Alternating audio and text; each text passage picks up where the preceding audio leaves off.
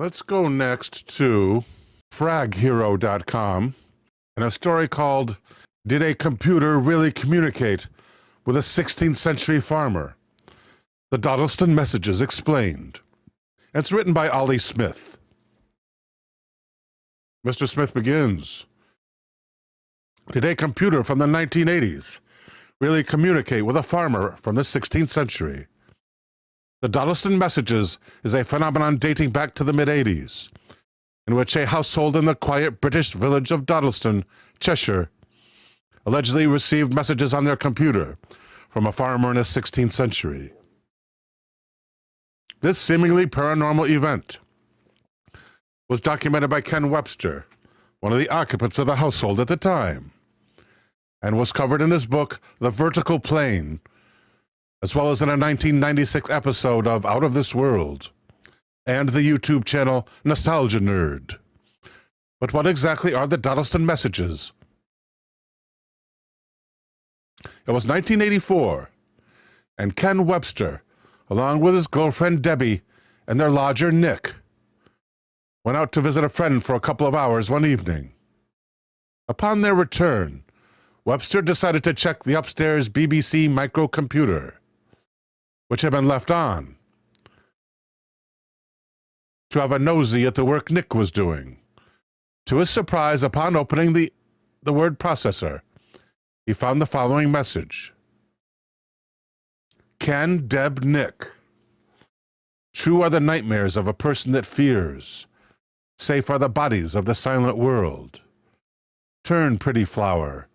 Turn towards the sun, for you shall grow and sow. But the flower reaches too high and withers in the burning light. Get out your bricks. Pussycat, pussycat, went to London to seek fame and fortune. Faith must not be lost, for this shall be your redeemer. A chilling poem for sure, and one that could not be explained by the three residents at the time. The computer, a BBC Micro, had been borrowed from the school where Ken worked as a teacher. Not long after receiving this message, the computer was returned and another was not borrowed until February 1985. It was here that again another message was received, after an evening where the computer was left turned on. This time it had a completely different tone and grammar and style. The message in the file read as follows, and this looks like Old English. I write on behalf of many. What strange words thou speak, although I must confess that I have also been ill-schooled. Sometimes methinks alterations are somewhat bareful. Bareful? Barful?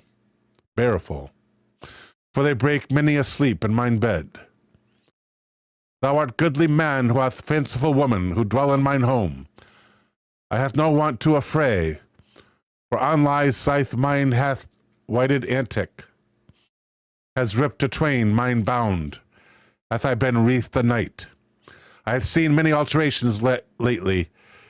Charge house and thou home. 'Tis a fitting place, with lights which the devil maketh, and costly things, that only mine friend Edmund Gray can afford, or the king himself. 'Twas a great crime to have bribed mine house. It was by now that Webster and his friends realized something really strange was happening. Who had written these strange words? Who was L.W.? Who was Edmund Gray? Why did the writer of the message assume someone had stolen his house? And most importantly, how did these messages get into the computer?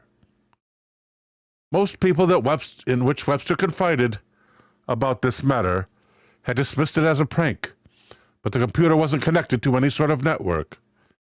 And this was before the time of the internet, when stuff like this might be easily explained away. Peter Trinder, a fellow teacher and friend of Webster's, had a closer look at the message and deduced it to be Middle English from the 1500s. If you'd ever read Chaucer, you'd recognize the style. Trinder posited the theory that whoever they were communicating with, they spoke in the same grammatical inflection. And so the trio replied in that same file. They asked about L.W. They asked about their life, about Edmund Gray, why and how they were contacted, and what the trio should do next. One day passed, and lo and behold, a reply was sent back. Through the next few messages, Webster was able to discern intelligence on where, when, and who this mysterious acquaintance was.